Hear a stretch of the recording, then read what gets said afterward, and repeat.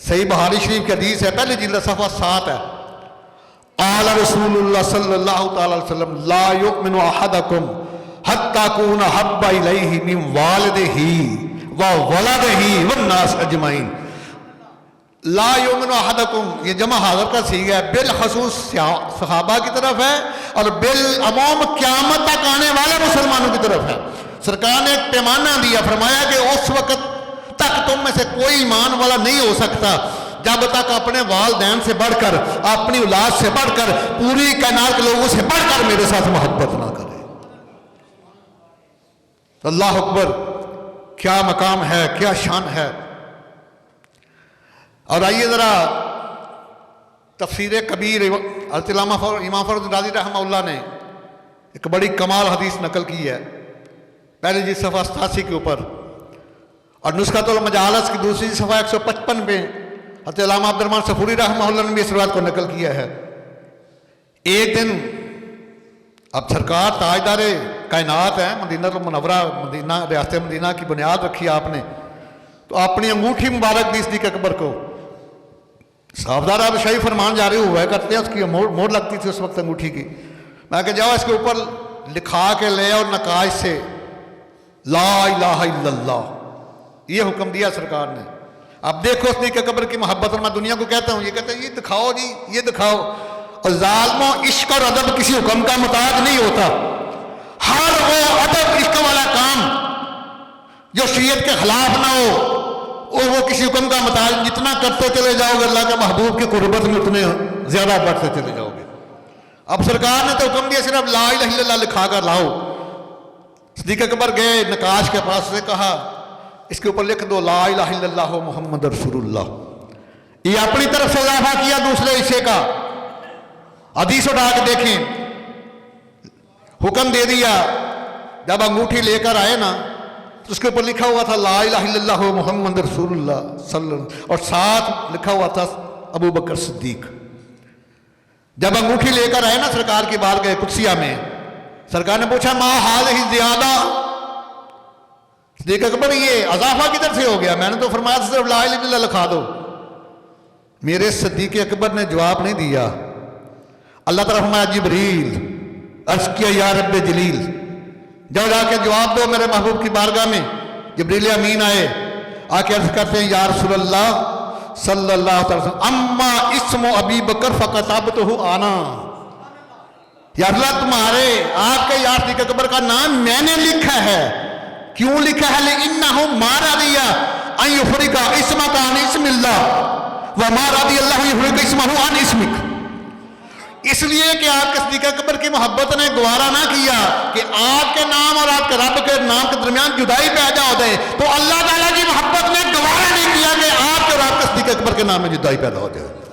سایہ مصطفیٰ مایہ اصطفیٰ، سایہ مصطفیٰ مایہ اصطفیٰ، عز و ناز حلافت پہ لاکھوں سلام، عز و ناز حلافت پہ ترجمان نبی ہم زبان نبی، اس صدیق کی صداقت پہ۔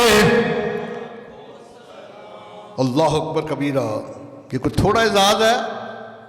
جس کی صداقت کی گواہی اللہ تعالیٰ خود دے رہا ہے۔ اس حدیث کے اوپر عمل کر لیں، سارے فرقے ختم ہو جائیں، سارے لڑائیاں جھگڑے ختم ہو جائیں۔ جبریل امین آ کے عرض کرتے ہیں یا اللہ انا مارا دیا یا فریقہ اسم کان اسم اللہ، اس لیے یا اللہ کہ آپ کے صدیق اکبر کی محبت نے گوارا ہی نہیں کیا کہ صرف لا الہ الا اللہ لکھا جائے انگوٹھی کے اوپر، محمد صلی اللہ علیہ وسلم نے لکھنے کا حکم دیا ہے۔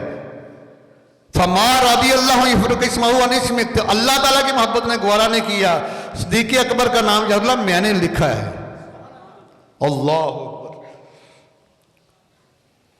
تو یہ صدیق اکبر کی ذات وہ ذات ہے جنہوں نے ہر میدان میں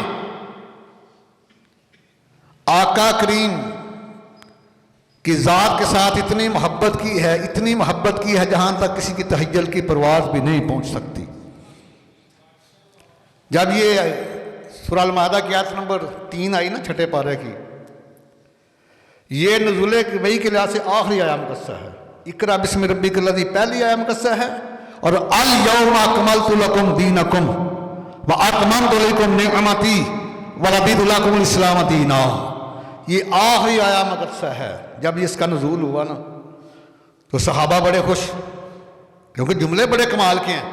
الیوم اکملت لکم دینکم، محبوب آج میں نے اپنے لیے نہیں، تمہاری عظمت کی خاطر، تمہاری شان کی خاطر تمہارے دین کو مکمل کر دیا ہے۔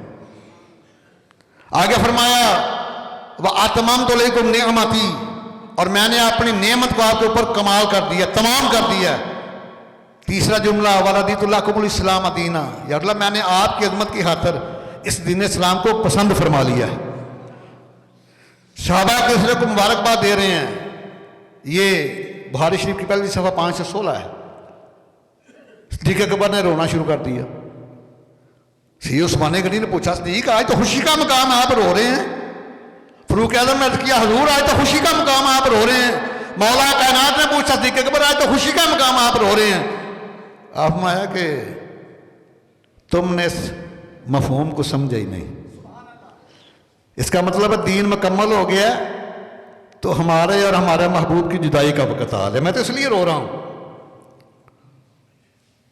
اللہ اکبر کبیرہ، یہ وہ صدیق اکبر ہیں۔ بعد کو پتہ لگا کہ واقعی صدیق اکبر کو پہلے اللہ تعالیٰ کی طرف سے الہام ہو چکا تھا کہ جب دین مکمل ہو گیا ہے اب آقا کریم کے وصال کا وقت قریب آ گیا ہے۔ میں تو اس لیے رو رہا ہوں، میں تو محبوب کے فراق میں رو رہا ہوں۔ اللہ اکبر کبیرہ۔ نبی علیہ السلام تشریف فرما ہیں تو سرکار نے فرمایا کہ نیکی کے 360 درجے ہیں۔ کتنے ہیں؟ 360 درجے ہیں نیکی کے، اور جس عقیدہ ٹھیک ہوا، جس کسی میں ایک درجہ بھی نیکی کا ہوا وہ جنت میں جائے گا۔ میں قربان جو رحمتیں تقسیم کرنے والے محبوب آپ کی عظمت پر۔ صدیق اکبر رضی اللہ عنہ کے حضور کیا مجھ میں بھی کوئی درجہ ہے 360 میں سے؟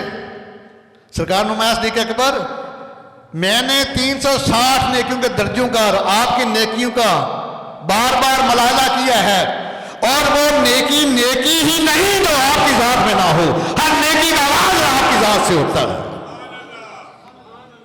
وہ صدیق اکبر رضی اللہ تعالیٰ عنہ کہ وہ نیکی نیکی ہی نہیں، صدیق اکبر جو تیری ذات میں نہ ہو، اس کا مطلب یہ ہے کہ ہر نیکی کا آغاز تیری ذات سے ہوتا ہے۔ تاریخ الخلفاء صفحہ 49 ہے، صحابہ کا جمع غفیر ہے۔ سرکار نے فرمایا کہ تم میں سے آج کوئی ایسا ہے جس نے روزہ رکھا ہو، کیونکہ ماہ رمضان تو نہیں تھا نا، نفلی روزے کی بات ہے۔ تمام صحابہ کرام خاموش ہیں۔ صدیق اکبر کھڑے ہو گئے، عرض کیا حضور آپ کا غلام روزے سے ہے۔ پھر بیٹھ گئے۔ اس کے بعد پھر سرکار نے فرمایا کہ آج ہے کوئی جس نے کسی مسکین کو کھانا کھلایا ہو؟ تمام خاموش ہیں۔ صدیق اکبر پھر کھڑے ہوئے، عرض کیا حضور آپ کا غلام مسکین کو کھانا کھلا کے آیا ہے۔ پھر تشریف فرماؤ گے۔ پھر سرکار فرمایا کہ آج تم میں سے کوئی ایسا ہے جو کسی مریض کی عیادت کر کے آیا ہے؟ سب خاموش ہیں۔ پھر صدیق اکبر کھڑے ہوئے کہ حضور آپ کا یار صدیق مریض کی عیادت کر کے آیا ہے۔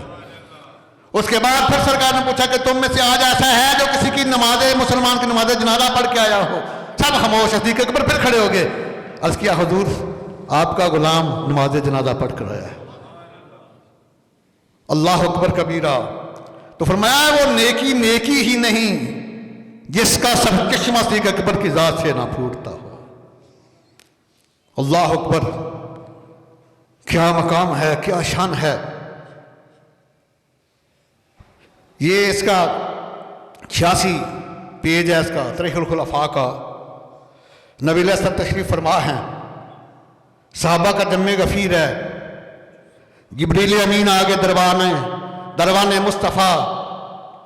سرکار نے فرمایا جبریل حکم دے دیا آج میں تیری زبان سے اپنے صحابہ کی तारीफ सुनना चाहता हूँ। अर्ज किया हुजूर हुक्म दें। मैं कि आज तो मेरे फरूक आदम रज़ियल्लाहु की शान को बयान करेगा। अनवान सरकार ने दिया है, खतीब जबरील अमीन है, मौजू फरूक आदम है, अर्शी भी है, फर्शी भी है। अर्ज किया या रसूलल्लाह, आपके फरूक आदम की तारीफ बयान करने के लिए मुझे नूह अलैहिस्सलाम की उम्र चाहिए। 950 साल की उम्र कही तब मैं इनकी तारीफ बयान कर सकता हूँ।